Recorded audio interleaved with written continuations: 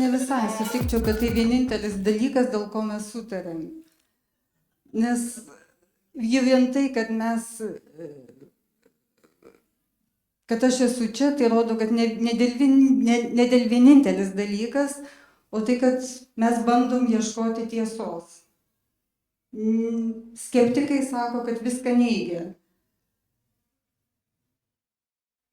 Kai aš paskaičiau skeptikų apie šitą skeptikų draugiją, man iš karto iškilo akyse antikos skeptikai, didieji filosofai. Ir skeptikų buvo labai radikalių ir buvo nuosaikesnių. Ir skeptikai antikos ir skeptikai šiandieną nėra visiškai tas pats. Kaip tas šūkis, apie kurį dabar diskutuojam, Lietuva lietuviams. Vienaip jisai skambėjo 20 amžiaus pradžioje, šiandieną tai skamba visai kitaip. Ir kas tai yra skeptikas? Tai gali būti, kiek aš skaičiau skeptikų istorijoje, Algimantas gali geriau paaiškinti, bet buvo skeptikai, kurie teigia, kad nieko negalima pažinti. Buvo skeptikai, kurie teigia, kad visko negalima pažinti, bet kai ką galima pažinti. Aš esu pati katalikė, praktikuojanti, bet aš galvoju, kad skepticizmas, tarp kitko teologijoje taip pat viena yra įvairios teologijos kryptys. Vieni remiasi Aristoteliu, kiti būtent platonizmu, kuris ir atstovauja skeptikus. Bet man atrodo, kad skepticizmas gali būti ir kaip blaivaus proto, kritinio proto simbolis, įžvalgos simbolis tiesiog. Tai gali būti noras suprasti, kodėl kažkas yra taip, o ne kitaip ir kokios gali to būti pasekmės. Krikščioniškoje teologijoje esmė tai yra, kad žmogus yra laisvas ir Dievas jam davė laisvę ir protą. Ir tai žmogus privalo mąstyti, ieškoti, o pažinęs pasirinkti. Ir jeigu mąstantis žmogus, ieškantis, jis visada kažkiek bus skeptikas. Nes jis bandys ieškoti, suprasti, jis nebus nes yra pavojus tapti minios dalimi.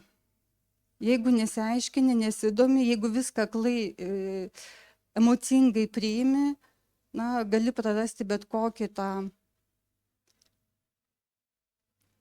atsargumo jausmą, gal, tiesiog blaivų mąstymą. Ir kada žmogus jau pasiduoda emocijom, vien tik tai nebesvarsto, kas, kaip ir kodėl, atsiranda pavojus užvaldymo. Bet kas gali užvaldyti? Tai istorija puikiai rodo, kai atsiranda talentingų, charizmatiškų lyderių.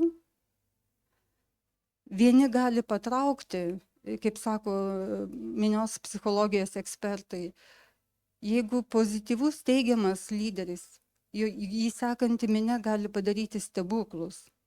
Jeigu tai yra piktavalis, jis gali sunaikinti, kaip matėm Hitleris, Stalinas ir kiti. Todėl ir manipuliavimas yra labai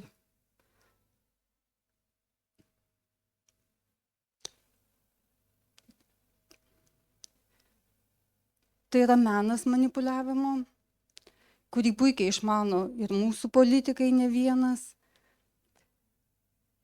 Ir tai egzistavo, aš verčiau 2 knygas, minios psichologija ir revoliucijos psichologija, knygos, kurios buvo parašytos 20 amžiaus pradžioje, 19 pabaigoje. Ir kai aš jas verčiau, kai dabar skaitau, atrodo, kad jos parašytos šiandien, nes žmogus nepasikeitė. Pasikeitė aplinka, daug kas pasikeitė, bet žmogus lieka žmogum ir jį manipuliuoti labai lengva. Ir tas manipuliavimas vyksta, mobbingas vadinamas visose srityse, politikoje, ekonomikoje, visur, bet religinėse institucijose jis vadinamas būtent dvasinės. Nes atsiranda tame dvasinis aspektas, nes tie manipuliatoriai manipuliuoja religinėmis tiesomis, dvasinėmis tiesomis. Jie paima kažką, kas yra tikro, bet tai panaudoja savo tikslams. Ta puikiai matome dabar JAV, kur JAV prezidentas supa labai daug protestantiškų bendruomenių, kurios gal įkurtos, kai kurios tik tai jam patekus į valdžią, ir jie nuolat manipuliuoja Dievo vardu. Ir žmonėm, kurie nepažįsta, kas tai yra bažnyčia, protestantų, katalikus, stačiatikių, jie dažnai tapatina tą prezidentą ar tą dabartinį ten, kur ten dabar jau žvaigždė, kur skaito paskaitas apie apokalipsę ir visą kitą. Jie tapatina su institucija ir labai gaila, va Lietuvoje mes žinom keletą klerikalų, žinomų kunigų, kurie pasižymėjo tokiais labai kontroversiškais pasisakymais ir daugelis žmonių juos tapatina su institucija. Ir todėl va, tas ir svarbu žinojimas. Nes kas bent kiek domisi bažnyčios istorija, bažnyčios mokymų, iš karto atpažįsta, kad ką tie kunigai kalba, tai yra nesąmonė. Bet deja, net bažnyčios viduje, aš kalbu apie katalikų bažnyčią, bet tai visose religijose tai yra, žmonės nelabai domisi. Ir jiems nelabai svarbu, ką sako popiežius, Vatikanas, bet jiems svarbu, ką sako vietos klebonas. Bet vietos klebonas tai yra, visą laiką yra svarbu išlaikyti objektyvumą, žinoti, kas tai yra, kad galėtum palyginti su tuo, ką girdi. Todėl aš sakau, religinės institucijos, tai gali budistai būti, gali krikščionės, gali būti musulmonai, atsiranda tas dvasinis elementas. Jeigu kitose srityse, darbe ar kažkur tai politikoje, tarp kitko ir tas yra blogai, kad politikai naudoja religinius elementus, pripaišo visokias misijas ar kažką, tai ir tai patraukia labai daug tikinčiųjų.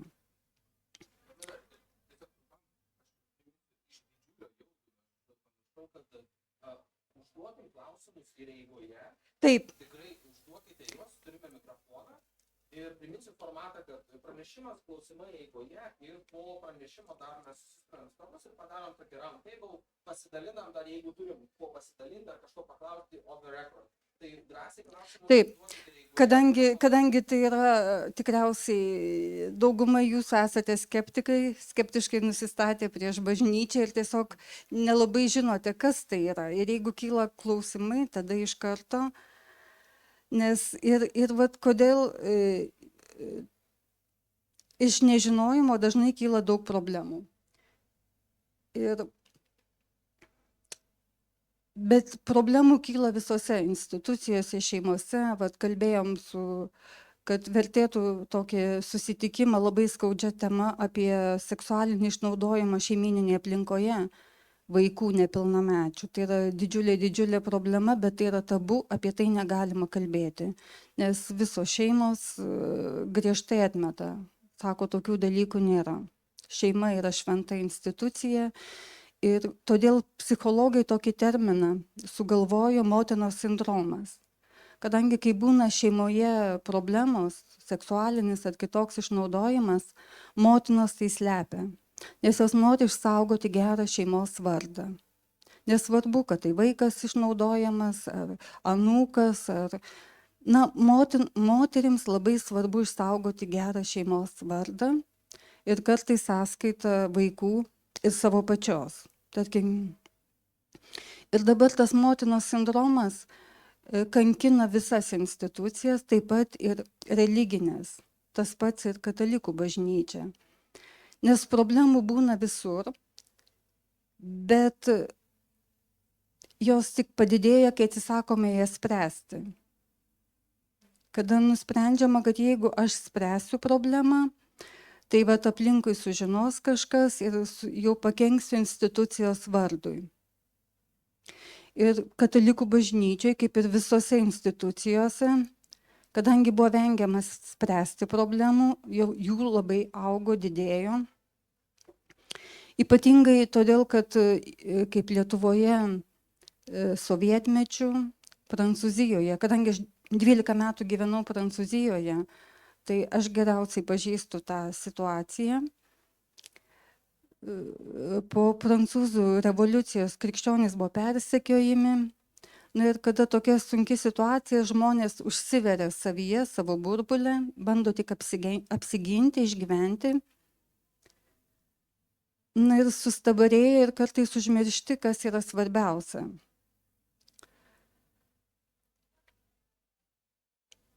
Ir tas įvyko, tas sustabarėjimas, bet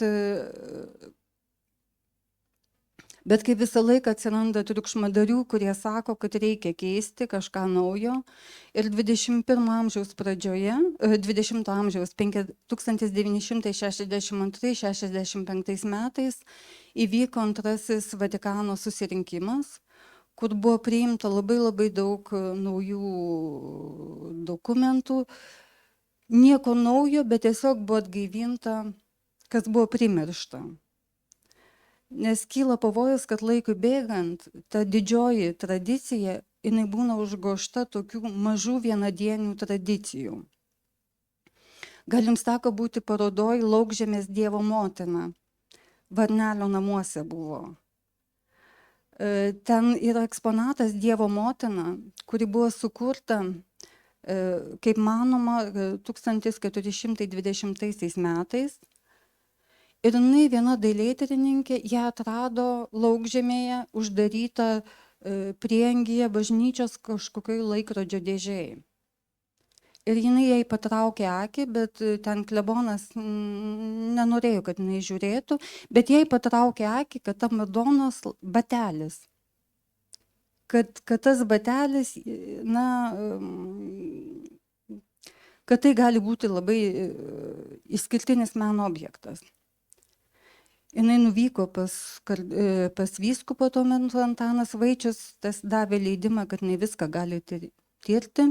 Klebonas labai nenorėjo, bet ir būtent jinai atrado, kad tai buvo sukurta 1420 metais, bet jinai buvo keletą kartų perdažyta, kaip jinai sako, papuošta. Reiškia, žmonės jie norėjo ją pagražinti, užtepė kelis sluoksnius dažų, bet iš tiesų ją paslėpė. Ir va tos moters dėka mes turime ypatingą tą, po ilgų metų ją atrestauravo. Tai vat kartais gali būti taip su bažnyčia, su bet kuria tradicija, kad galima per laiką, galima užmiršti jos esmę.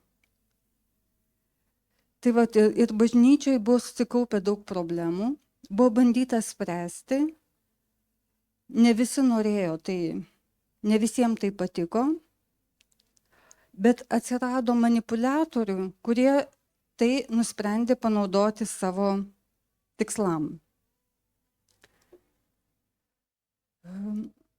Aš kalbu apie katalikų bažnyčią, bet tai daugmaž visose krikščioniškose tradicijose. Gal katalikų bažnyčioje labiau yra hierarchinė sistema, kaip ir stačiatikių. Bet yra dvi pusės. Yra įstatymas, dogma ir tuo pačiu yra dvasia. Bet įstatymas viskas yra kanonų teisė, visa kita. Ir pavyzdžiui dabar kaip dėl Gulbinovičiaus. Jisai yra pripažintas pagal kanonų teisę, bažnytinį įstatymą kaip nusikaltėlis. Ten nekyla klausimų. Bet bėda, kad mūsų to Lenkų, kaip ten, ta krikščioniškų šeimų sąjunga, trumpai sakant, Aš turiu labai atsargiai, nes man buvo šitas eksministras, dėl to šitas Brokas Aleksandras, kaip jisai mane padavė į apskundę, kad kadangi aš jį pavadinau ritmologu, tai aš turėjau daug aiškintis, tai aš dabar labai bijau Tomaševskininkų pavadinus. Ir jie visiškai atmeta įstatymą ir kažkokia dvasia, bet neaišku kokia dvasia. Kažkokia dvasia jiems pakuždėjo, kad kažkas kažkaip neaišku. Ir vat atsiranda bėda, kada žmonės visiškai atmeta įstatymą. Ir va bažnyčioje 20 amžiaus antroje pusėje po antrojo Vatikano susirinkimo buvo labai didelis pakilimas, tam darė įtaką ir charizmatiniai tie judėjimai iš Jungtinių Amerikos valstijų ir pradėjo kurtis bendruomenės, kurios aiškino, kad mums įstatymo nereikia, mes dvasia vadovaujamės. Ir vat buvo susikūrę labai daug bendruomenių ir vienoje jų buvau ir aš. Praleidau 6 metų ir galiu pasakyti, kad labai lengva pasiduoti manipuliavimui. Jeigu tam nesi pasiruošęs, jeigu trūksta žinių, būtent jeigu trūksta to skeptiško kartais požiūrio į tai, kas vyksta, kritinio mąstymo, jeigu nesidomi kodėl ir kaip. Ir kadangi ta bendruomenė dabar išgyvena didžiulę krizę ir visos tuo metu įkurtos bendruomenės, jos išgyvena didelę krizę ir tai oficialu. Vatikano vykdomi tyrimai, tai yra oficialu. Ir išvada, kad visų tų bendruomenių įkūrėjai buvo, kaip ten tiksliai, kontroversiškos asmenybės, problematiškos asmenybės. Kodėl tai, čia detalės jums neįdomu, bet iš principo buvo tai, kad tai visi tie, kurie įkūrė naujas bendruomenės ir kurie sakė, kad mes pakeisim pasaulį, jie visi turėjo daug problemų. Jie dauguma buvo išmesti iš vienuolynų, pašalinti iš kunigystės. Tik kadangi tuo metu nebuvo nei internetų, nieko ir buvo laikomasi, apie tai žinojo tik tai vietos žmonės. Nomeda, ar tu galėtum padėti šiek tiek sekti čia ir klausimas tuo pačiu, tu peršokai nuo Vatikano antro susirinkimo, priimtų sprendimų. Taip. Ir tam tikros, ne kaip skizmos, o naujos bangos. Ir aš nelabai suprantu, kas čia, kokia buvo tų žmonių, kurie galbūt buvo katalikų bažnyčioje nariai, argumentacija, kodėl jiem reikėtų tą naują dvasią, kas jiem nepatiko tose naujose įstatymuose, kodėl ta tokia kaip skizma, jeigu galima sakyti, arba nauja srovė atsirado. Ne visiems patinka pasikeitimai. Kaip visada. Vieni, bet ta schizma neįvyko. Schizma su viena bendruomenė įvyko vėliau, nes buvo bandomasi sutarti, ieškoti bendro sutarties ir leido, tarkim, netgi buvo daug pakeitimų, tarkim, liturginių, jeigu kam tenka lankytis liturgiją katalikiškoje, tai vyko didelis pasikeitimas nuo to, kas buvo prieš antrojo Vatikano, kas vyksta dabar. Tuo tarpu stačiatikiai tokios reformos nevykdė. Ten kaip vyko ir niekas nepasikeitė kaip nuo schizmos laikų. Katalikų bažnyčia nusprendė, kad reikia skaityti laiko ženklus, tiesiog, kad svarbu tas principas konservare et renovare, išsaugoti, kas yra esmė, bet nebijoti pakeisti tai, kas, kaip šitoj Laukžemės Madonai, nebijoti nuvalyti tą dažų sluoksnį, kuris nėra, kuris buvo uždėtas vėliau. Bet tos bendruomenės, kada atmetė įstatymą, tada nusprendė, kad įstatymas blogai, bet vadovausimėmis vien tik dvasia. Bet gyvenimas, tas vadovavimasis dvasia kelia labai daug pavojų. Nes labai sunku apibrėžti, kas ta dvasia, ką jinai sako. Nes vis dėlto žmonės gyvena, mes turim kūną, visą kitą, poreikius. Ir ta problema tų bendruomenių buvo, kad jos visos neigė, žemišką gyvenimą. Viskas buvo sukoncentruota į dangišką gyvenimą, į gerovės valstybę, į visą kitą, kad kažkas bus labai tobula. Buvo renkami tie išrinktųjų. Buvo pažadėta, kad jūs kaip, tarkim, panašiai kaip Jehovos liudytojai. Tik Jehovos liudytojai, jie dar uždaresni yra, bet jie yra įtikėję, kad mano draugės močiutė, jinai priklausė. Jinai ten visą giminę bandė atversti, nes jie ieško tų išrinktųjų, jie žino tą skaičių, kiek bus išrinktųjų. Ir tas atsiranda dvasinis manipuliavimas, kada sistema veikia, kada atmeta bet kokį įstatymą, vien tik pasiduoda dvasiai. Ir kai ta dvasia kalba per vieną ar du žmonės, tada įvyksta, tai pasekmės buvo labai labai skaudžios. Čia detalės, kas domisi ir kalbėti apie tai yra labai sunku. Aš 6 metų praleidau toje bendruomenėje, jinai yra Vilniuje, Lietuvoje, bet ten daug tokių bendruomenių buvo ir aš, ačiū Dievui, išvykau vėl tęsti studijų į Strasbūro universitetą. Ir tarkim, aš toj bendruomenėje 6 metus studijavau Šventą Tomą Akvinietį, bažnyčios mokytoją. Kai aš nuvykau į Strasbūrą, vėl grįžau prie universitetinių studijų, aš supratau, kad Švento Tomo aš nestudijavau. Aš studijavau Švento Tomo interpretaciją.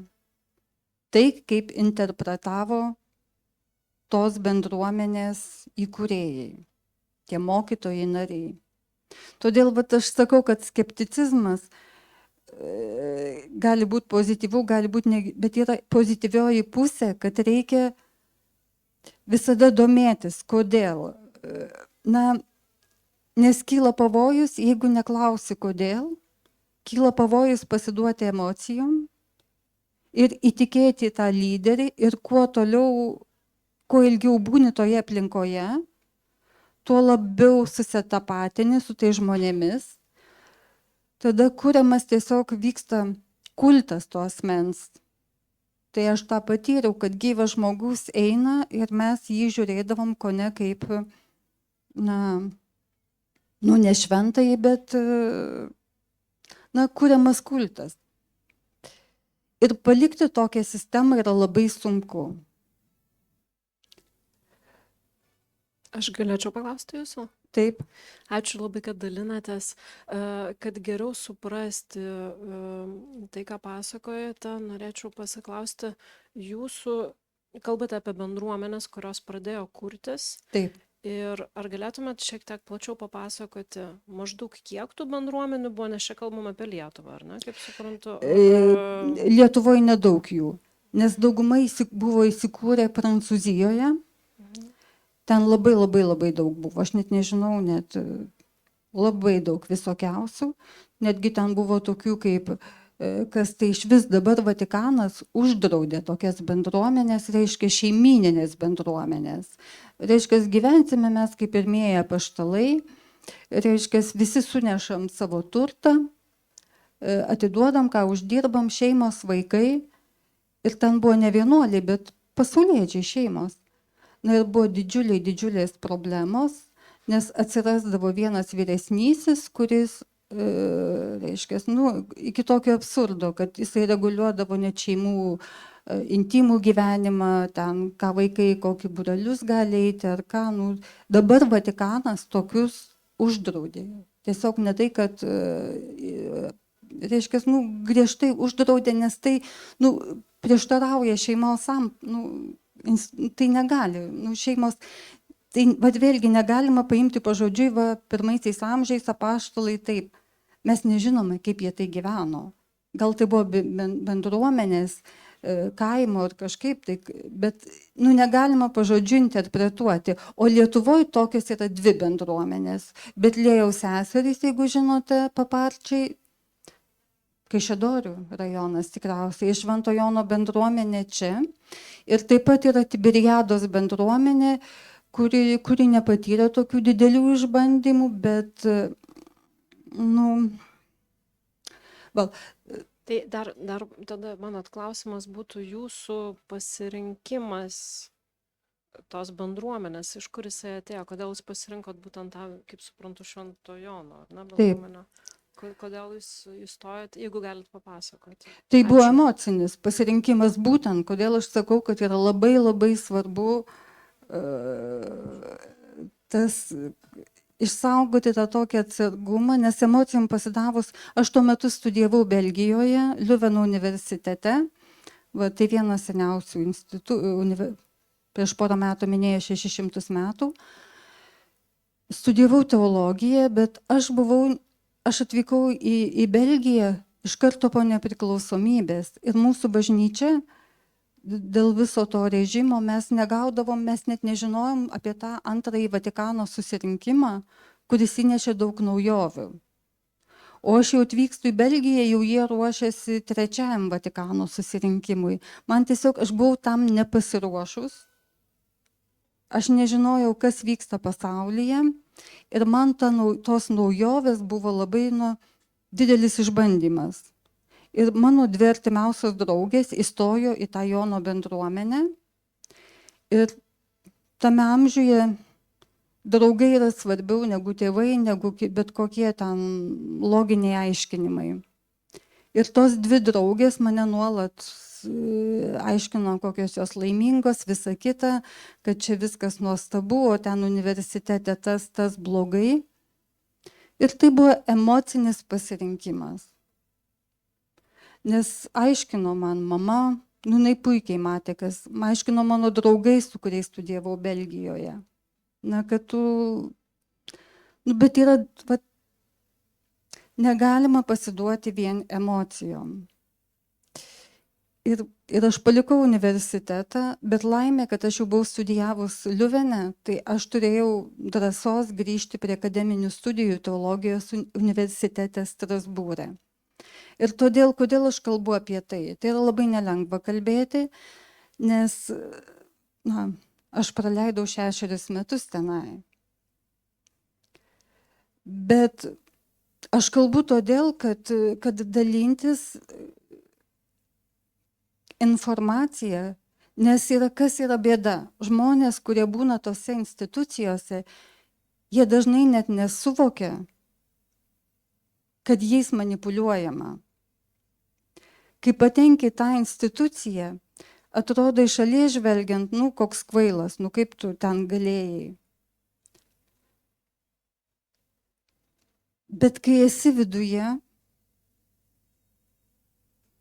įtikėti labai sunku ir ta minios psichologija, mes matom paprasčiausi rinkimai. Jeigu kažkas įtiki į lyderį, jam nesvarbu nei programa, nei jis tiesiog balsuoja už tą žmogų. Ir kodėl aš apie tai kalbu? Ir aš pradėjau, mūsų ir pažintis prasidėjo, aš pradėjau dalintis tą informaciją, kaip Prancūzijos bažnyčia sprendžia tas visas problemas. Kodėl aš parašiau dvasingose institucijose? Nes, kaip sakiau, tenais, tarkim, šeima subūrė. Bet jos reiškia ne tai, kad šeima, bet jau pavadina ten kažkokios, jau ten ta bendruomenė, jau ten kitokia. Tiesiog ta netikro dvasingumo aura apsupa. Ir labai daug, tiesiog labai sunku išvelgti tą skirtumą tarp sektos ir bendruomenės. Nes tai yra labai labai slidi tokia riba. Ir Prancūzijoje jie netgi sudarė tokį kaip tokį, reiškia, sąrašą, kaip atpažinti religinę bendruomenę nuo sektos. Tai labai slidi riba, bet jeigu domiesi tą matai, pirmiausia, tai asmenybės kultas. Jeigu bendruomenė sukasi aplink vieną asmenį, tai jau iš karto ženklas, kad blogai. Jeigu kontroliuojami žmogaus veiksmai, yra visiškas nepasitikėjimas, Na, aš galvoju, kad tai vertėtų išversti lietuvių kalbą, nes Lietuvoje, Prancūzijoje laisvai kalbam apie šitos dalykus, nes žmonės nori spręsti problemas. Tenais yra vienuolių konferencija, reiškia šalies patys dvasininkai, kunigai, pasauliečiai, teologai kalba apie tai, sprendžia problemas. Pas mus Lietuvoje bijoma tai pripažinti. Nes va tas išlikęs motinos sindromas, kad jeigu aš kalbėsiu apie problemą, tai aš nešu šiukšlės iš namų. Bet ir aš išverčiau vat būtent vieną knygą tą temą, parašytą vienuolio, bet kaip jisai sako, kad jeigu tu nutyli problemą, tu tampi suokalbininkas, tu jau tampi bendrininkas. Ir bėda, kad dažnai tokiose institucijose, kuriuose manipuliuojama, bėda tai, kad jie paima tikslius dalykus. Daug teisingų va dabar tas garsusis apie pasaulio pabaigą, kur čia dabar jisai rekolekcijas veda Romoje ir ten jau Vatikanas su juo griežtai atsiribojo, bet jisai vis tiek ten kažkur netoliese. Jisai ima tikrus dalykus. Tai Piteris Tylis ir jo Taip. Antikristo Taip. teologija, jeigu taip Taip. galima sakyti. Taip. Taip, nes mano profesorė prancūzė tokią pavardę, tai mes sakydavom Tyl. Tai aš bijau. Tai vat, jis paima tikrus dalykus, cituoja tikrus teologus, bet jis viską interpretuoja savaip. Ir tame yra bėda. Jeigu tu kalbi kažkokią visai nesąmonę kaip ritmologija, tai žmonės iš karto suvokia. Bet kada pasirenki tokius tikrus dalykus, tada, kurie žmonės nelabai tą išmano, galima labai manipuliuoti. Tarkim, vat, pavyzdžiui, jisai apie pasaulio pabaigą, tą eskatologiją. Bet krikščioniškoje teologija, ta eskatologija, apreiškimas Jonui, kaip vadinama apokalipsė, tai yra laikų pabaiga, kada viskas pasidarys aišku. Bet tai nėra pasaulio pabaiga. O jisai tai pristato kaip jau pasaulio pabaigą. Ir jisai gazdina visą pasaulį naujausiam technologijom visą kitą, bet jis pats jas finansuoja ir visą kitą. Tenais pas jį yra labai daug įdomių straipsnių teologinių ir galbūt kažkada vertėtų išversti, nes tai vat, tas yra blogiausia. Kas, tarkim, ritmologija, jau blaiviai mąstantis žmogus iš karto pamato, kad tai yra nesąmonė.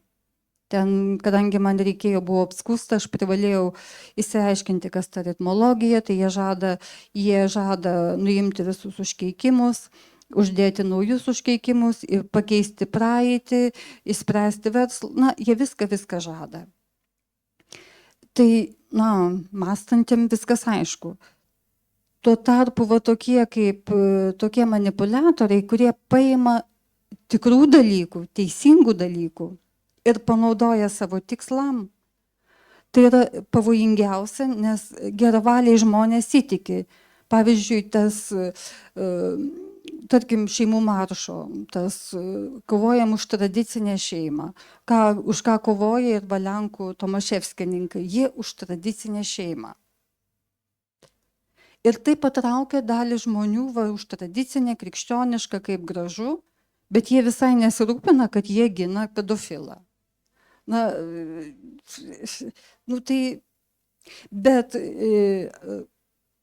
Tai va tame yra pavojus ir būtina tai liūdėti.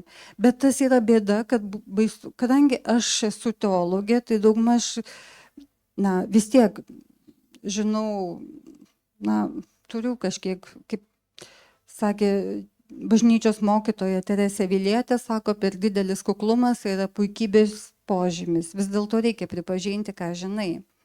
Tai kadangi aš esu teologė ir pati išgyvenau tą 6 metus toje bendruomenėje, aš žinau vis dėlto, kas tai yra bažnyčia, bažnyčios mokymas ir kas tai tie visi nukrypimai. Tas dvasinis piktnaudžiavimas. Ir kadangi Prancūzijoje tai labai sprendžiama, aš nusprendžiau parašyti Lietuvoje.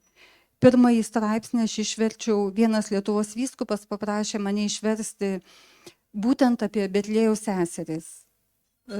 Vatikano dokumentą, oficialų Vatikano dokumentą, nes jį kreipėsi nukentėję žmonės. Aš tą išverčiau ir paprašiau vieną kitą katalikišką leidinį, ar jie galėtų atspausdinti. Jie pasakė ne. Galiausiai vienas Bernardinai LT sutiko, kad aš pristatyčiau tą tekstą. Aš parašiau pristatymą apie tą bendruomenę, kuri Lietuvoje yra labai žinoma. Na ir man kliuvo ir viešai, ir labai ir keista. Daugiausia man kliuvo ne nuo vyskupų, bet nuo pasauliečių, kurie pasakė, kad ta bendruomenė yra šventa ir tu jos neliesk. Ir buvo vieši straipsniai, Bernardinuose kunigų seminarijos docentė tiesiai šviesiai parašė, tu nekišk nosies, kur nereikia, tos seserys šventos. Vienas psichologas man pasakė, tu meluoji, aš jas pažįstu, netiesa. Tai vat būtent kaip ir Goldinovičiaus atvejis, tai buvo Vatikano dokumentas, Vatikano tyrimo išvados, bet mūsų žmonės atsisako tai priimti, nes jie vadovaujasi emocijomis. Aš myliu, man patinka, vadinasi, kaip sako, kad oficiali statistika netitinka mano įsitikinimų ir ta statistika yra bloga. Tai vat mūsų bažnyčia, ypatingai Lietuvos, kenčia dėl motinos sindromas, bet kai aš sakau bažnyčia, aš nekalbu apie bažnyčią apskritai, bet aš kalbu apie mūsų bendruomenę, Lietuvos katalikų bendruomenę, kuriai yra labai sunku išsivaduoti iš to motinos sindromo ir atvirai kalbėti apie problemas. Nes jeigu atvirai kalbi, tai gali jas spręsti. O jeigu ne, tarkim, ir man didžiausi kaltinimai buvo, kad aš griaunu bažnyčią. Tai, kad aš viešinu problemą, vadinasi, aš griaunu bažnyčią. Ir vėlgi, ir kaip vat sako, ir tą, kur knygą verčiau, ir tie visi mano draugai Prancūzijoje, kurie dirba su tom problemom, na tiesiog tai būtų tas pats, kad tu kaltini gydytoją, kuris diagnozavo tau vėžį. Nu, jis kaltas. Bet tik jį diagnozavus galima imtis gydyti. O Nomeda, ką tu diagnozavai? Nu ką, aš tik nediagnozavau. Ką tu išverti, kitaip sakant? Ai, knyga? Kas ten buvo, kas per turinys? Ai, knyga. Kad ir trumpai tiesiog pasidalink, nes tai va, sunku būtent, suprasti kontekstą. Tai va, todėl ir klausimai. Tai yra dvasinis piktnaudžiavimas.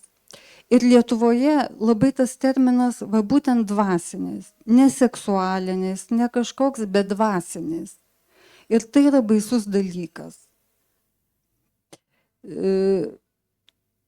Ir kas liūdniausia, viena sesuo vienuolė, kai aš tą straipsnį parašiau, jinai manęs klausė, o kas, sako, tas dvasinis piktnaudžiavimas? Na, aš jai bandžiau paaiškinti, jinai sako, ne, vienuolynuose tokių dalykų nebūna.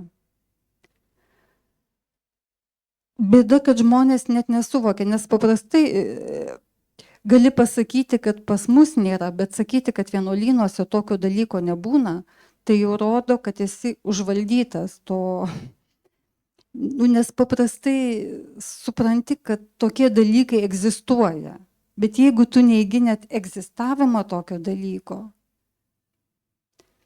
ir tarkim, vat, mano draugai, teologai skaito paskaitas tomis temomis ir kartais sako, po paskaitos prieina kažkoks vienuolis ar ką sako, aš tik dabar supratau, kad manim manipuliuojama. Nes, na, tas manipuliavimas tai yra labai labai toks. O tas dvasinis manipuliavimas, vat, mano knyga, kurią aš išverčiau, na, tai eina iki absurdo. Na, tokių galima juoktis, tokių istorijų, pavyzdžiui, nu, tiesiog kaip ritmologijos, kad gauna kad gauna laiškus iš mergelės Marijos, iš Dievo motinos, tokius absurdus ir patiki žmonės. Nes gyvenant, yra toks manipuliavimas, laisvos valios neturėjimas, iki absurdų, kad iki tiek, kad reiškia, pasako vyresnysis, tu nekalbėsi su šituo ar su kitu. Tarkim, normaliam vienuolyne to niekada nebus. Ten niekas nepasako su tuo, kuo kalbėti, su kuo negali kalbėti. Tose bendruomenėse, būtent ta bendruomenė, Betliejaus bendruomenė, išgyvena didžiulę krizę. Tenais nėra seksualinio išnaudojimo atvejų, bet yra toks psichologinis manipuliavimas, kad yra buvę netgi savižudybių. Viena sesuo Lenkė užsipylė kažkokį degamąjį ten. Tiesiog, aišku, yra kita bėda, kad priima, kadangi jie labai ieškojo pašaukimų, paprastai vienuolinis gyvenimas, tai reikalauja daugiau gal, jis nėra įprastas gyvenimas, reikalingas ir didesnis gal psichologinis pasiruošimas ir kažkaip. Ir paprastai žmonės, kurie turi psichinių problemų ar kažko, tai nerekomenduojama, nes tai gyvenimas, tai ir daug vienumos ir visa kita. O jie priiminėjo, kad jaunas žmogus, nesvarbu, visus priimam. Ir tiem žmonėm, tokiem asmenim tikrai tas gyvenimas nepadėjo. Ir sakau, yra labai liūdnų istorijų, yra kiti žmonės išeina su depresija gilia, gydosi ir, sakau, net buvo savižudybių. Kiti žmonės tiesiog net ir sveiki būdami, tokio nepasitikėjimo, persekiojimo, žiūrėjimo, tikrinimo laiškais ir visa kita neatlaiko. Ir kas blogiausia, tie žmonės, kurie patiria tą smurtą, patys tampa smurtautojais. Tai yra be galo sunkus patyrimas, bet, sakau, Prancūzijoje yra labai sprendžiama ta problema. Visais lygiais teologai organizuojami tyrimai. Tai sakau. Meda, jeigu kažkas turit klausimą, tai kai klauskit, bet aš vis tiek norėčiau pasitikslinti, nes tu, čia tikrai ir tau jautri ir asmeniškai tema, tai tu pilnai sakyk, jeigu negali dalintis, bet vis tiek aš pasigėdau to konkretesnio paaiškinimo, kaip tas dvasinis manipuliavimas atrodo, kažkokių pavyzdžių, kaip sakai, laiškai iš šventos mergelės, nes jeigu tai yra kažkokia kontrolė tarp narių, ekonominė kontrolė ir panašiai, tai čia turbūt vienas kažkoks aspektas, vieni aspektai, bet tas būtent dvasinis kažkoks manipuliavimas, nežinau, dėl kažkokio tai išganimo, dėl kontaktavimo su kokiais angelais ar kažkas panašaus, bent jau aš kaip įsivaizduoju, tai labiau arčiau to dvasinio išnaudojo. Tai jeigu gali, aišku, nebūtinai kas ir Lietuvoje, gal ir Prancūzijoje, kaip tai labiau atrodo, kad mes neperšoktume galbūt į kitą temą, o suprastumėm, bent jau man tai nėra aišku, tai jeigu gali, pasidalink. Taip, katalikų bažnyčiai, vienuolynuose yra atskiriami kaip? Aiškiai apibrėžiama. Yra vyresnysis, yra dvasios vadovas, yra ten naujokų vadovas, ar ką, aiškiai atskiriamos šitos funkcijos, kad žmonės, būtent stengiantis išvengti tokio dalyko. Tuo tarpu tose bendruomenėse viskas tampa vieno rankose, jis kontroliuoja būtent. Kada tu esi ir patikėtinis, ir mokytojas, ir visa kita, tu gali labai lengvai valdyti žmogų. Tu viską žinai, jo psichologinę būklę. Paprastai, pavyzdžiui, vienuolynuose, jeigu kyla problema, yra psichologas, psichiatras, tuo tarpu jie atmesdavo bet kokį psichologą, psichiatras apskritai čia blogybė ir jie spręsdavo visas problemas ir tas vienas žmogus viską spręsdavo. Tai jis apie tą konkretų žmogų žinodavo viską. Ir jis reguliuodavo. Jeigu jisai, tarkim, pasako, sužino, kad kažkas, vat, konkrečiai vienos sesers atveju, pažįstamas kunigas pasakė, tu dėkis lagaminus ir kuo greičiau dink iš čia, nes čia blogai. O jinai taip nuoširdžiai tam vyresniajam papasakoja. Nu tai viskas, vyresnysis sako, čia tau šėtonas gunda ir taip toliau. Tai buvo psichologinis absoliutus užvaldymas, kad žmonės patikėdavo viską tam vyresniajui. Ką sako tėvai, jeigu tėvai nepritarė, sako, kad tu vaikeli geriau išeik iš čia, tada uždraudžia su tėvais susitikti. Jeigu sužino, kad atvažiavo kunigas ten iš pažinties, kuris pasakė, kad čia tau blogai, to kunigo nebeleidžia. Na tiesiog iki tiek, kad jeigu žino, kad su kita bendruomenė, tarkim, mano 2 pažįstamos seserys tenais buvo. Reiškia, pastebėjo, kad tos 2 seserys, jos pradeda kvestionuoti valdžią, pradeda kalbėtis tarpusavį, iš karto jas atskyrė vieną į vieno vienuolyną, kitą į kitą ir net neleidžia komunikuoti.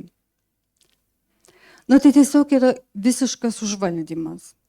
Tai konkrečių pavyzdžių tai yra labai labai daug, bet tai vat būtent tas dvasinis ir naudojant dvasinius, tariamai dvasinius argumentus. Viskas dėl Dievo, dėl artimo meilės, dėl Dievo meilės, dėl bažnyčios. Ir paskui, kada užvaldai žmogų dvasiškai, na tada jau tas seksualinis išnaudojimas yra jau tiesiog pasekmė. Nes kada žmogus siela dvasia užvaldyta, valia, protas, tai tada jis belieka instrumentas manipuliatoriaus rankose. Ir reikia apie tai kalbėti, sakau, kas blogiausia, kad žmonės nesuvokia, kad yra manipuliuojami. Bet tai matyti visose srityse, bet kaip sakau, bažnyčiose ar bet kokioje religinėje institucijoje tai yra pavojingiau, kadangi ten yra dvasiniai dalykai. Ir todėl katalikų bažnyčia ėmėsi labai tokių griežtų priemonių, kaip sakiau, šeimyninės tas bendruomenės griežtai uždraudė, tiesiog uždraudė, išsklaidė, kad tai negali būti. Atsirado tokių charizmatiškų bendruomenių, tarkim, pavyzdžiui, tikriausiai girdėjote Jean Vanier, kuris įkūrė Arkos bendruomenę arba Tikėjimas ir šviesa, kur su Dauno sindromu žmonės ten būrenčios šeimos. Tai jisai pripažintas bažnyčios kaip Vatikano, kaip seksualinis iškrypėlis, nusikaltėlis. Bet Lietuvoje lig šiol, dar prieš metus buvo pardavinėjama jo autobiografija. Ir aš su ta leidykla sakiau, kaip jūs galite, katalikiška leidykla, kaip jūs galite tokią knygą pardavinėti, jeigu jisai nuteistas. O jis ant toje autobiografijoje labai gražiai save aišku aprašo. Vatikano sprendimas. Ir kol aš išsikovojau, kad paskelbtų informaciją apie tą Jean Vanier. Bet tai jinai buvo paskelbta katalikiškoje spaudoje, kurią nelabai kas skaito. Ir visai neseniai aš kalbėjau su vienu žmogum, kuris nieko bendro neturi su bažnyčiais, man pradėjo pasakoti apie Jean Vanier, kokį jisai nuostabų darbą padarė. Taip. Jis padarė nuostabų darbą ir ta Arkos bendruomenė tai iš tiesų pakeitė požiūrį į asmenis turinčius Dauno sindromą. Bet privalu sakyti, tai jisai neišnaudojo tų neįgalių žmonių, bet jis išnaudojo moteris. Ir vėlgi mes nieko nežinojom. Vatikanas, reiškia, buvo žinoma, kad jis yra, jo nukrypimai. Jam griežtai uždraudė išventinti kunigus. Jam uždraudė dirbti bet kokį pastoracinį darbą. Bet jis nuvažiavo į Prancūziją, kažkokiam kaime apsistojo, įsteigė savo bendruomenę ir jisai tapo galiausiai tokiu, nu, visų žmonių garbinamu, tikinčių, netikinčių, nes iš tiesų jeigu teko susidurti Tarkos bendruomenė, na ten iš tiesų pakeitė požiūrį į šitos žmonės.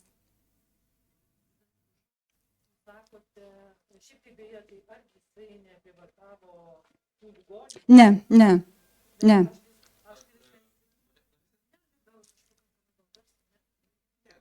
Tiesiog. Ir klausyti. Kažkaip, ar ne per garsiai. Bet juk, aš tai nežinau, visai atsitiktinai, Facebook'e iškrito ir paskaičiau, Facebook'e, bet ta prasme, tai, kad jisai prievartavo, jisai ir prievartavo ligonės suaugusias, bet galbūt aš klystu, aš manau, kad taip skaičiau, nemanau, bet taip yra. Bet ką aš norėjau jūsų perklausti, kaip jūs sakote, kad bažnyčia griežtai pasisakė, ne, arba su tuo tai griežtai, tai ką tai reiškia griežtai, Betliejaus seserys, ta prasme, Betliejaus seserys po šiai dienai vidury Lietuvos, ne? Nu, Taip. Kaišiadorių rajonas, ne? Dabar, ta prasme, irgi jūsų privati iniciatyva, kad nemoku ištarti šitos prancūziškos pavardės, kur jūs kalbate apie Betsatos bendruomenę šitą vienuolį prancūzą, ne? Nu, ta prasme, knygos platinimas irgi, čia tik jūsų privati iniciatyva, kad, maždaug neplatinkit, nes yra taip ir taip. Tai kur čia tas bažnyčios griežtai? Ir iš viso, kas atsakingai? Taip, aš sakau, kad Lietuvos bažnyčia labai mes atsiliekam. Ir kas atsakingas, kad tos Betliejaus seserys jaunų, naujų tų panelių nepritrauktų, ne? Tai pasaulyje tai jų iš vis beveik jau naujų seserių neteina, kadangi žino, kas jos yra ir jaunų merginų ten neteina. O būtent Lietuvoje šita oficiali informacija yra slepiama. Ir kaip jos yra registruotos, pavyzdžiui, Betliejaus, atsiprašau, gal čia tai žino, bet kaip jos registruotos Betliejaus seserys, ar neregistruotos tiesiog? Tai tenais yra visokie dalykai, jos nėra uždraustos, bet vyksta tyrimai ir jau yra pripažinta kaltomis tenais ir visa kita pašalintos iš vienuolyno. Bendruomenė kaip tokia nėra uždrausta, bet vyksta tyrimai, nauji visą laiką tyrimai ir ta informacija pas mus neskelbiama, tame yra bėda. Aš tai tik tokį nesusipratimą girdėjus, kas man jau čia truputėlį gal kaip seksualinis, kažkas tokio, tai atsiprašau, nemoku tinkamų žodžių parinkti ir gal čia aš kažką netaip girdėjau, bet kad jos bažnyčioje, ta prasme, raitosi ant žemės ir imituoja gimdymų, kažką tokio sugirdėjus, tokį nesusipratimą, bet apie Betliejaus seseris, apie Kaišiadorių rajone būnačias. Tiesą sakant, nežinau, kiek čia tos tiesos, bet tai jau biški truputėlį panašu ir į tokį, kažkokį seksualinį momentą, tai bent manau. Neatsimenu, ką sakė ir kaip paaiškino, kodėl tai imituoja ir kas tai vyksta, o kam to reikia kažkaip tai. Aš to nežinau ir negaliu komentuoti, tik tai yra, kad jos pasirinko būtent tą stačiatikių, tą visą liturgiją, tų ikonostazą ir visą kitą, ne katalikišką tą ir tai, jų. Aš apie tai negaliu pasakyti, nieko nežinau, nebuvau, bet kad tenais yra tokie, aišku, jos dabar labai pasikeitė, kai buvo, tie visi tyrimai, buvo nušalintos vyresniosios ir visa kita, bet tai pakeisti yra sunku. Tarkim, toj bendruomeniai, kur aš buvau, Švento Jono, kada, prasidėjus Benedikto XVI kadencijai, jisai tenais įvyko šokas, kadangi jisai teologas, buvo daug skundų, jis pradėjo tvarkyti tas bendruomenės, tai labai ilgas procesas, siuntė vyskupus ir toj bendruomeniai, kur aš buvau, kada buvo nurodymas pasikeisti, dalis žmonių nepriėmė to ir tarkim seserys buvo, vienos priėmė, o kitos nepriėmė ir vieną naktį pabėgo visos. Ir tų pabėgusių tarpe buvo mano draugė. Ir jos norėjo steigti kitą bendruomenę, bet būtent Benediktas XVI griežtai asmeniškai uždraudė tą bendruomenę, kadangi joms vadovauja ta sesuo, ta moteris, kuri ir sukėlė visas problemas. Vėlgi ten buvo nepotizmas. Jos sesuo dvynė įstojo į bendruomenę ir jos galiausiai dviese vadovavo jai. Ir dabar ta mano draugė, jinai bandė mane atversti, kad tenais visas Vatikanas klysta, visa kita, o tasai šventasis ir visa kita. Ir galiausiai vieną dieną jinai nustojo su manim bendrauti, atsiuntė laiškus aplinkiniams, kad aš esu išdavikė, visa kita, nuklydau nuo tiesos kelio. Na, tai yra visiškas jau sektos požymis, jau čia. Tai vat, tas ir yra Vatikanas spręsdamas tas visas problemas, sudarė bendruomenių turinčių sektantiškų požymių sąrašą. Taip labai mandagiai įvardinta ne sektų, bet sektantiškų bendruomenių. Ir dėl jų visų narių vyksta tyrimai. Kitas dalykas, pavyzdžiui, tokia yra Daniel Ange, toksai, jisai įkūrė tokį ir Prancūzijoje žinomas judėjimas, jau Genève Lumière, Lietuvoje nelabai, bet jisai praktikavo homoseksualumo gydymą. Katalikų bažnyčia niekada tokių dalykų nedarė. Ir jisai savavališkai nusprendė tenais gydyti homoseksualius asmenis. Tai dabar, reaguojant į tą jo gydymą, yra išleistas specialus Vatikano dokumentas, kad negalima tokio dalyko daryti. Ir dėl jo vyksta tyrimas, bet jo knygelė parduodama Lietuvoje. Tai aš leidyklose sakiau, tose knygynuose, kaip jūs išimkit tokią literatūrą. Nes jeigu vyksta tyrimas, jeigu aukščiausios bažnyčios instancijos sako, kad tai netitinka mokymo, tai labai Lietuvoje yra labai daug saviveiklos. Ir tas, taip.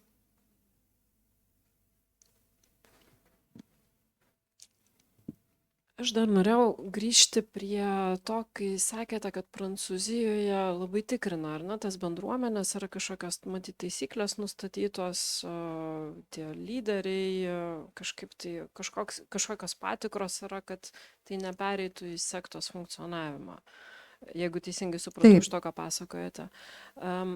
Sakykit, prašau, kaip manot, ar negalim sakyti, kad visos bendruomenės, šiaip tos religinės bendruomenės, jos vis tiek visos turi kažkokį lyderį ir turi tam tikrą ideologiją, jeigu jau jos susikūrė į bendruomenę atskirai nuo tiesiog bažnyčios, tai jos jau funkcionuoja, mano manimu, kažkaip tai kitaip nei visa bažnytinė institucija. Kaip vyksta tos patikros ir pagal ką galbūt nustato, kad tai yra sektos funkcionavimas, ar tai yra normalus funkcionavimas bendruomenės? Kur ta riba, kaip jūs manote? Tai būtent labai sunku. Todėl Prancūzijos, sakau, bažnyčia paruošė tokį kaip, kaip čia vadinti, nuorodas, nenuorodas, būtent. Ir tie visi dalykai, kaip atskirti tą sektantišką bendruomenę. Tarkim, paprastas dalykas, jeigu kiekvienoje šeimoje visur gali būti problemų. Bet būtent, tarkim, benediktinai yra seniausias ordinas visam pasaulyje. Reiškia, kiekvienas tas benediktinų namas yra nepriklausomas, bet tuo pačiu jie yra pasaulinė ta benediktinų ordino, ten kapitulos, visa kita, vyksta bendravimas. Jeigu vienam name, tenais vienose namuose kyla problema, galima kreiptis į tą visuotinę tarybą, būna susitikimai, keičiami, reiškia, tie abatai, visa kita.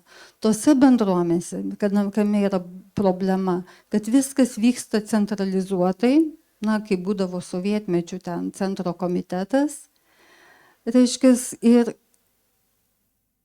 nėra visiškai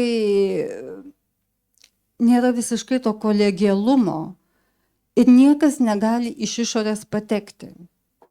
Ir tai yra didžiulė bėda, kai prasidėjo tie tyrimai, atvažiuoja vyskupai, atvažiuoja kas ir bando kalbėti su bendruomenės nariais, o jie sako, pas mus viskas puiku.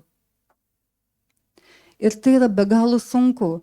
Aišku, buvo daug skundų, tie liudija kiti, kad tai ne viskas puiku, buvo tas ir tas, o tie, ir kas liūdniausia, dažnai tie išnaudojamieji taip yra įtikėję, kad jie gina tą išnaudotoją. Ir tai yra be galo sunku, yra sudarytos įvairios komisijos, tarkim, ko Lietuvoje nėra.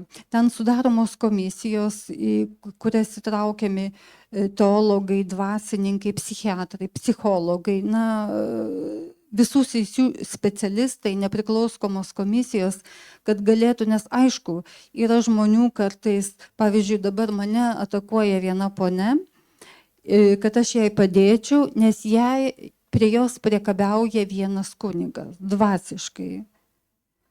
Tai aš klausiu, kiek jinai su juo bendravo. Jinai niekada su juo nebendravo, bet jinai žino, kad jis yra, jinai buvo pamaldose ir jinai aiškina, kad jis ją dvasiškai išnaudoja, priekabiauja. Tai akivaizdu, dabar jinai man parašė žinutę, kad pasiprašė gydytis į vasaros 5. Tai yra, aišku, daug ir tokių gali būti išgalvotų kaltinimų. Todėl tose komisijose dirba teisininkai, psichologai, psichiatrai. Ir, pavyzdžiui, toje bendruomenėje Betliejaus buvo labai sunku priimti tai, kad, pavyzdžiui, yra tokios kuriamos išklausimo celės. Bet ten, reiškia, tom seserim prie lankų žmogus buvo toj grupėje. Ir kas ta sesuo nukentėjusi liudija, jinai nulėkė papasakoti, reiškia, tai bendruomenės vyresniajai. Todėl Lietuvoje, Valgymantas manęs klausė, ar Lietuvoje, dabar girdėjot, susikūrė tokia svarbus reikalas, čia buvo peticija vyskupam, kad reikia spręsti problemą. Ir mane klausė tie organizatoriai, aš noriu prisijungti, aš atsakiau ne. Nes tai buvo tie žmonės, kurie mane labiausiai persekiojo pirmaisiais metais dėl tų mano pirmųjų straipsnių. Ir tarkim, tas vienas psichologas, jis pasirašė tą peticiją vyskupam, kad reikia spręsti problemą. Bet jis mane puolė dėl Betliejaus seserų. Tai įsivaizduokime, tas žmogus patenka į tą tyrimo grupę ir ateina nukentėjusi Betliejaus sesuo. Jisai iš karto jai pasakys nesąmonę, tu meluoji. Tai yra labai sunku Lietuvoje tokius tyrimus atlikti, kadangi yra labai maža šalis, daug tarpusavio ryšių ir tik tai visiškai žmogus, tokiose tyrimo grupėse negali būti žmonių, kurie bet kokį ryšį turi su ta organizacija. O Lietuvoje, tiesiog, kad, tarkim, Prancūzijoje buvo čia viena atvažiavusi, jos knyga išleista, teologė, viktimologė. Sakė, jinai tokioj komisijoje dirbo, sako, atvejis buvo vienas kunigas, kurį pažįstu, jinai iš karto nusišalino. Tai pas mus tokių sąžiningų žmonių, kurie sugebėtų, Algymantas manęs klausė, ar aš galiu dabar kalbėti be emocijų. Taip, aš dabar galiu kalbėti apie viską be emocijų, nes tai jau praėjo daug laiko. Aš galiu tai kalbėti, kaip kažkas tokio objektyvaus ir tarkim, man buvo labai skaudu išgirsti mūsų Lietuvos dvasininkus, kuriuos aš pažįstu jau daugiau nei nuo 90-ųjų metų, bet pranciškonus, kurie ėmėsi reklamo Žemaitaičio, Vėgėlės, kitų. Man tai buvo labai skaudu išgirsti, bet aš negalėjau tylėti, nebegalėjau su jais daugiau bendrauti, nes yra toks dalykas, kada jau turi tas visų emocijų atsisakyti, yra toks dalykas kaip tiesa. Nes aš supratau, kad jeigu aš su jais toliau bendrauju, aš bandžiau su jais diskutuoti, kad vis dėlto Žemaitaitis ir visa kita gal nėra Kristus, kaip jie aiškino. Jie tam nepritarė, jie aiškino, kad aš nieko nesuvokiu, ir aš tada nutraukiau ryšius, nebeliko jokių emocijų. Jeigu veikiant emocijom negalima, tą skepticizmą reikia išsaugoti, kad netgi bendraujant su žmonėmis, artimai žmonėmis, kas tai yra akla meilė. Ir vat, netgi šeimoje, ta motinos sindromas, motinos dažnai labai myli savo vyrus. Va čia buvo ta istorija Prancūzijoje, žinomo politiko Kušnerio. Jisai įkūrė Gydytojai be sienų, tokią organizaciją, gavo Nobelio premiją. Ir jo žmona, jis turėjo 2 vaikus, vaikai yra brolis, sesuo, dvyniai. Ir jo žmona paliko jį dėl daug jaunesnio vaikino ir jisai išnaudojo būtent tą berniuką, dvynį. Ir tas sesuo dabar parašė tą knygą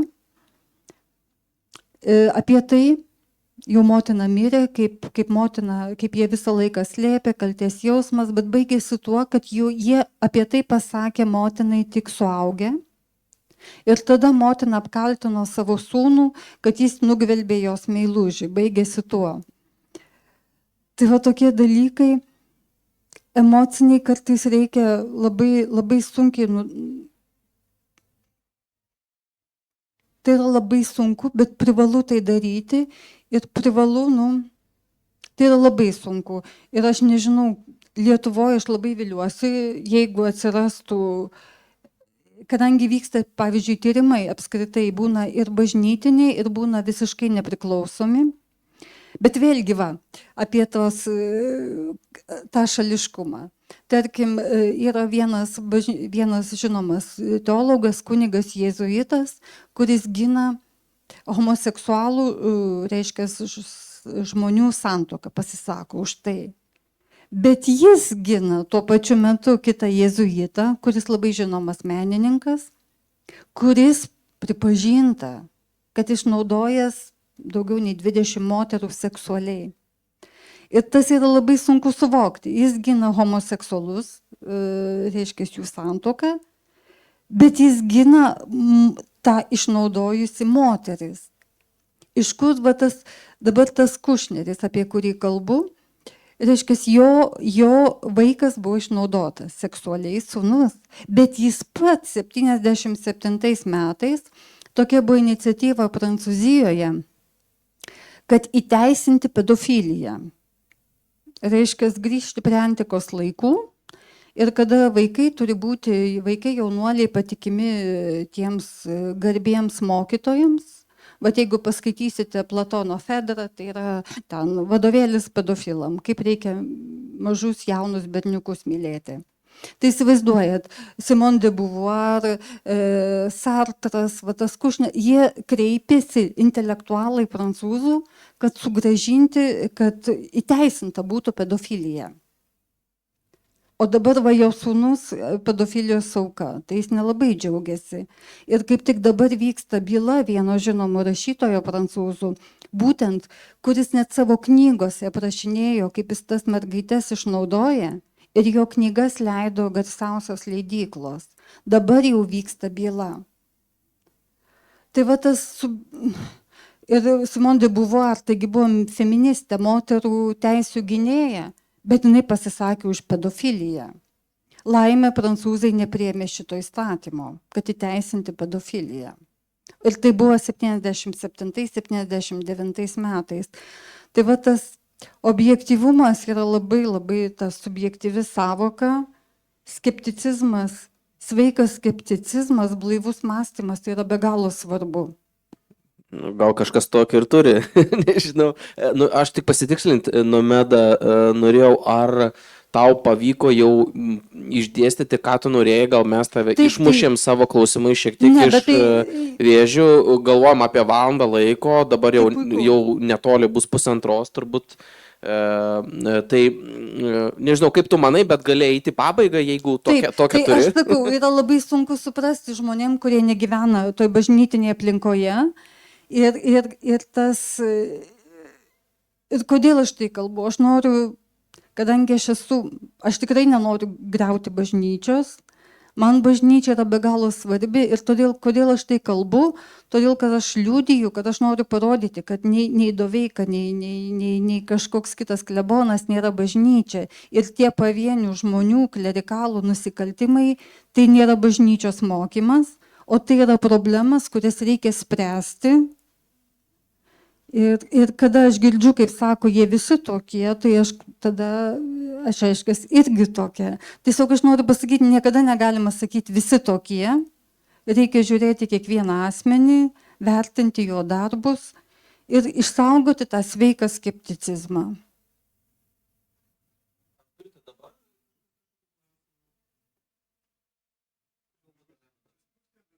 Jo, bet gal kažkas turite dar kažkokį dabar on the spot. Sveiki. Tada aš gal ir paklausiu, nes turbūt, nežinau kaip kitiems su burbulais, bet mano burbule religijos, sakyčiau, nėra arba jinai labai kultūrinė. Tai ten tos Velykos, Kalėdos ir panašiai. Tai man net klausimas, ar mes Lietuvoje turim pakankamai didelę bendruomenę. Aš suprantu, kiekviena auka yra auka, bet galbūt visas tas toks iš organizacinės pusės net nelabai yra ką veikti ir daryti kažkokius didžiausius komitetus, kai net nėra tie tokie dideli skaičiai, kai čia galima akis į akį jau tuos dalykus galbūt spręsti. Man atrodo, kad kiekvienas žmogus yra svarbu. Ir jeigu, o katalikų bendruomenė yra nemaža, ir tas yra svarbu, man atrodo, kad katalikų vis tiek yra katalikų bendruomenė dauguma, nors dabar, vėlgi, su tais sekmadieniniais katalikais, kaip mūsų premjerė, tai yra kita problema, bet ir ta problema egzistuoja visur. Tarkim, protestantiškos bendruomenės. Vokietijoje praeitais metais buvo tyrimas protestantiškos bendruomenės. Ten buvo baisus dalykai atskleisti, bet Lietuvoje protestantai apie tai tyli. Buvo Izraelyje atskleisti baisus dalykai, ten išnaudojimo atvejai, bet judėjų bendruomenė tyli. Vyksta musulmonų bendruomenėse, bet ten gink Dieve nedrįs kojos kelti, nes ten yra jau viskas tabu. Tai vyksta absoliučiai visur. Ir tas, kad jeigu mes sovietmečiu irgi neturėjom nei sekso nieko, nei galių žmonių, tai vyksta visur. Tik tai, kad reikėtų išdrįsti kalbėti. Ir paskui, kaip kalbėjom, reikėtų išdrįsti kalbėti ir apie šeimos problemas, incesto, tą išnaudojimą artimoje aplinkoje. Bet šitą pradėjus kalbėti apie incestą, tada sukyla visi. Tradicinės, netradicinės šeimos, visų pažiūrų, nes visi pasijaučia nejaukiai. Nes pas mus bijoma pripažinti, kad šventoji šeimos institucijai vyksta tokie dalykai, bet dauguma išnaudojimo atvejai vyksta artimoje aplinkoje. Aš gal patikslinsiu irgi, nežinau, gal visi čia žino, bet 74-73% katalikų, kurie save gyventojų surašyme nurodo, bet pagal religijotyrininkų tyrimus nuo 11 iki 17% maksimaliai yra tų katalikų, kurie atendina, pastoviai naudojasi. Visi kiti yra tie vadinamieji kultūriniai krikščionys, kurie maksimum 3 kartus per gimtadienį pasinaudoja Ir per laidotuvės. paslaugomis, galima sakyti. Ir per laidotuvės. Jo, tom paslaugom standartiniam. O dėl šito seksualinio išnaudojimo, tai vėl gal irgi visiems aišku, bet pirmoji vietoje yra artima aplinka, Taip. apie ką Nomeda kalba, antroji vietoje yra ugdymo organizacijos kaip mokyklos, būreliai, sporto mokyklos, sporto stovyklos, hobiai ir taip toliau, trečioji vietoje yra religinės ir dvasinės institucijos. Tai reikia, turėtų omenyje, kai kalbame visada apie ten visi kunigai pedofilai, tai ne visai taip, tai trečioje vietoje pagal procentaliai. Taip. Ir tas tabu nuimti, kad tas mobbingas visa kita vyksta visur, tik sakau, kad religinėse institucijose visose jis įgauna tokį dvasinį aspektą, nes manipuliuojama tokiais dalykais, o šeimoje tai manipuliuojama emocijomis. Nes vaikas myli savo patėvį, tėvą ir jam yra labai sunku apie tai kalbėti. Tai vat emocijos ir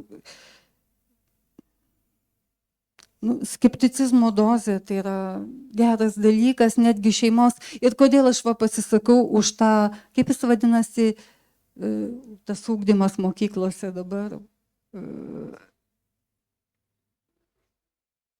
Taip. Tai vėlgi, aš esu už tai, kadangi būtent mokytojas pirmasis gali atskleisti, kad šeimoje kažkas blogai. Ir ypatingai, jeigu tai tam paruoštas mokytojas, net paprastai mokytojai pastebi, bet jeigu, tarkim, tokiose pamokose, jeigu jis mokiniams aiškina, kas tai kokios problemos, tai mokiniai staiga suvokia, kartais vaikai net nesuvokia, kas su jais daroma, bet va tokiose pamokose jie susivokia. Ir jeigu tai, aišku, jeigu ten nepasiruošęs, kaip anais laikais būdavo mano vaikystėje, darbų mokytojais būdavo tie, kurie, kitokio darbo neranda. Bet jeigu tai yra paruoštas mokytojas, tai jis gali labiausiai padėti va tokias problemas įsiaiškinti.